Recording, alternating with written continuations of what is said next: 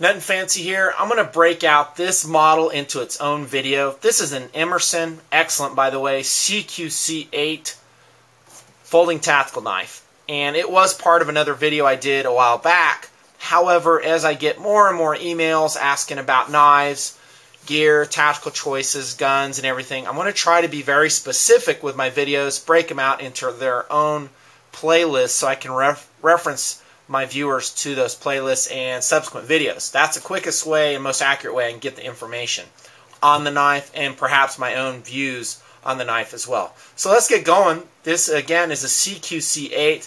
I'll tell you now, it is my favorite Emerson model, and that's why I have it in my inventory, and it's not going anywhere.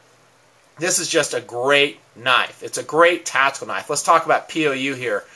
That's what this is primarily, is an emergency defensive tool, this CQC-8, if you ask me. Now, could it function as EDC? Yeah, sure it can. But it is a little bit heavy for EDC for me, and that's 5.2 ounces. My generally accepted weight for an EDC knife, maybe even a tactical knife, depends on what the system is 4 ounces. And why does Nutnfancy say that? Well, that just gets back to my preferred weight. I mean, I have a lot of knives, and the ones that weigh over 4 ounces I generally leave in the drawer, leave in the safe. They are not carried. And that's just the way it's worked out. Now, that being said, like I've said in many other videos, if I go over 4 ounces, if the knife gives me something in return for that additional weight, I'm for it. And that's how the CQC-8 is. And the weight, I think, gives you a relatively strong blade. Some guys might have issues with the liner lock there, and they might prefer a lock back instead. And I could understand that critique on that. Let's see how big the blade is, by the way. Just under 4 inches.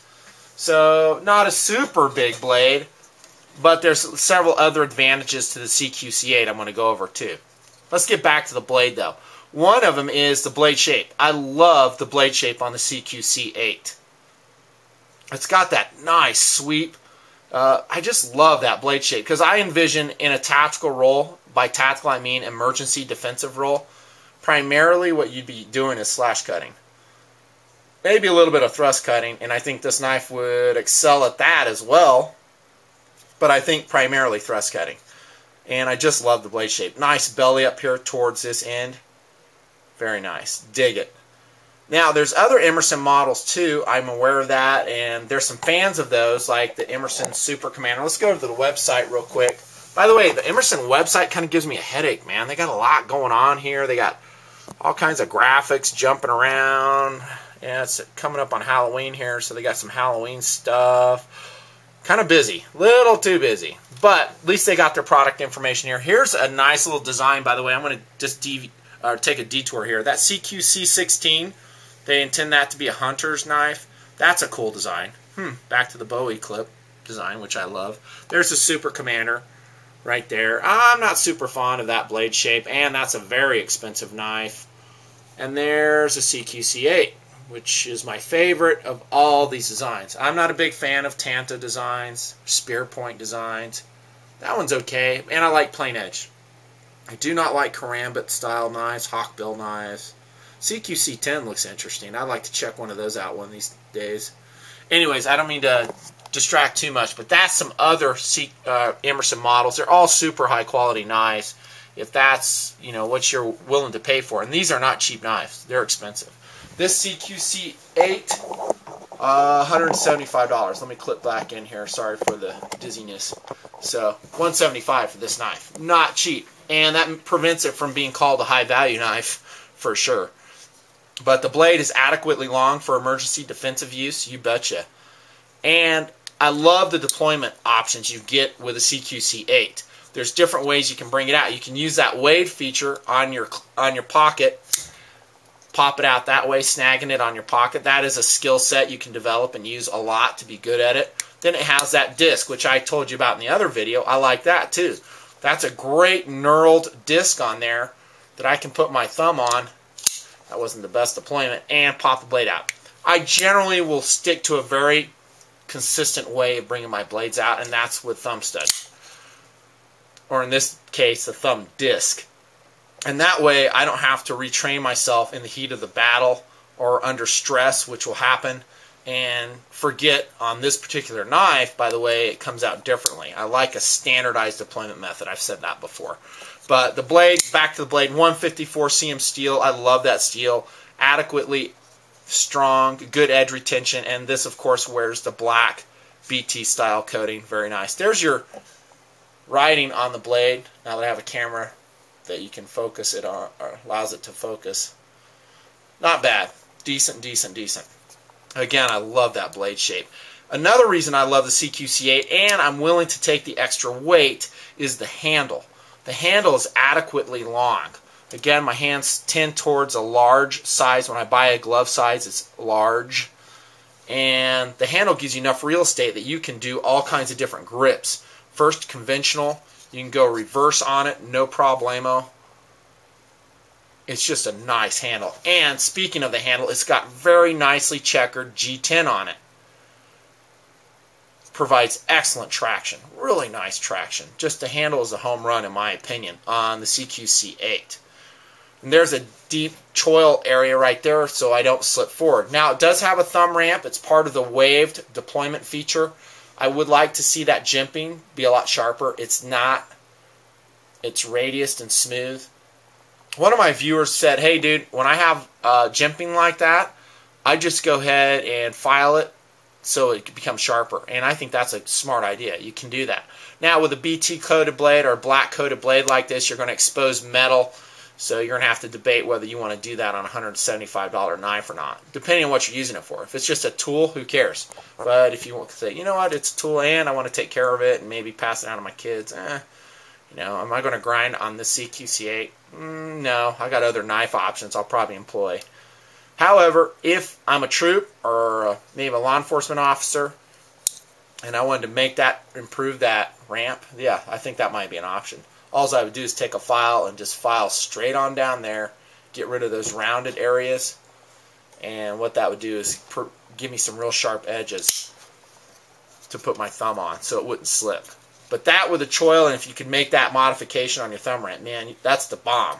But at least that choil is deep enough, that finger guard, maybe better said, is deep enough so you're not going to come forward on a thrust cut. Another great feature of the Emerson knives. Most of them have that. That it has that protection to the user if you do make a thrust cut. And there's not a lot of tactical folders out there that do as good a job in that area as Emerson. Got kind of that funky, not funky, but it's got a conventional pivot screw there. I would prefer to see that Torx. That's a very narrow screw head too. You're going to need a gunsmithing screwdriver to fit that so you don't bung it up. You can adjust it. There's no play at all though in a CQC-8. Up, down, side to side. It's tight as a bank vault, and I would expect nothing less from a $175 knife, to be honest. It better be tight. If it isn't, I'm not going to be too happy. There's your liner lock. Again, I think it locks up adequately strong. Some guys may have issues with it and say, you know what, I really want maybe a LOX, that's L-A-W-K-S style lock, or a locking back that's more trustworthy than a liner lock. I don't know. I probably won't hard test this, like doing some stab tests on it. It's just too expensive of a knife. There might be some vids out there doing that. Don't know. Hey, there's your pocket clip. And my standard criticism is, dudes, mount that higher on the handle so it rides lower in the pocket. You know, lower on the handle. I have probably said that backwards, but you know what I'm talking about. As that rides in the pocket, this whole portion right here is going to be sticking up. Don't like that. It's just too much. And guys may say, well, I like that part sticking up because then I have something to grasp in an emergency. Well, I understand that, but I don't. I disagree with that. I like it to be buried in the pocket. It's easy enough for me to come down. Let's say this thing's buried all the way there to the edge of my pocket. It's really easy for me to put my hand in my pocket using my thumb on that, how you doing, nicely textured handle. Just push against it and extract the knife. It's very easy to do. But it's not a showstopper for me, obviously. Otherwise, I wouldn't have it in inventory. Nice blade clip, though. It's blackened, strong, wide enough, not too tight. Just love it. That's fine. Not quite pivot flow-through construction. By flow-through, I mean so you can see air all along the line, back or through the knife. This has a backspacer on it. Looks like it's made out of some type of phenolic or resin material. But if you need to take the knife apart, you can. It is screw construction, very conventional. I like that. I always like to have the option of taking apart my knives in case I dunk them in salt water. That's always a good idea. One thing on the handle too is since it is long enough, thank you very much, you have another impact option, which I've spoken to on some of my other videos. If you have to maybe impact a pressure point or some other portion of the bad guy, you betcha, it's right there. Man, that would hurt. So, especially depending how it's employed. You employ it in a lethal fashion, not good for the bad guy. But it is a little bit heavier, carries well though, and it's very fast. I really didn't talk about how fast this thing opens. And that again gets back to my philosophy that an automatic knife is pretty superfluous if you get a well-made tactical folder like the CQC-8. Something that deploys rapidly, locks up solidly. Why do you need an auto knife? I mean, really. Now, granted, the price on this goes into the realm of automatic knives. I have quality automatic knives that cost less than this knife, specifically the ProTech TR3. But that doesn't have the reach that this blade does. I think it's just a little bit shorter. But CQC-8 is an outstanding folding tactical knife. Quality, you talk about quality, fit and finish on this thing is superb.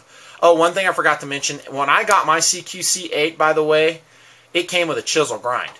I can see on the website now that Emerson ships them now with a conventional V grind on it, and I'm so glad they did that. Chisel grinds just blow. I know all the advantages, you know, they're supposedly hold their edge longer, whatever. I don't like them. I think they cut asymmetrically. I just do not like them. And they're supposed to be easier to sharpen or something like that, but I definitely prefer a conventional V grind. I had this taken to Razor's Edge, and they did an outstanding job putting a razor's edge on this. No pun intended. It just rocks. I mean, you can shave with this, no problem. And that's the way folding tactical should be. It should be very, very sharp. Another way you could deploy it is just to shake it out. If you pinch it, it'll come out just like that, and it'll take you right into a reverse grip. So another little gee whiz thing on the CQC-8. Yes, it's my favorite Emerson. I don't see that changing at all. I love it. I'm not super fond of other Emerson models. Maybe that CQC-16, maybe the 10. Don't know. I'll have to check them out. Thanks for tuning in. Now it has its own video for your reference as you do your shopping and spend your hard-earned money. Thanks for supporting the Nutnfancy project. Much appreciated.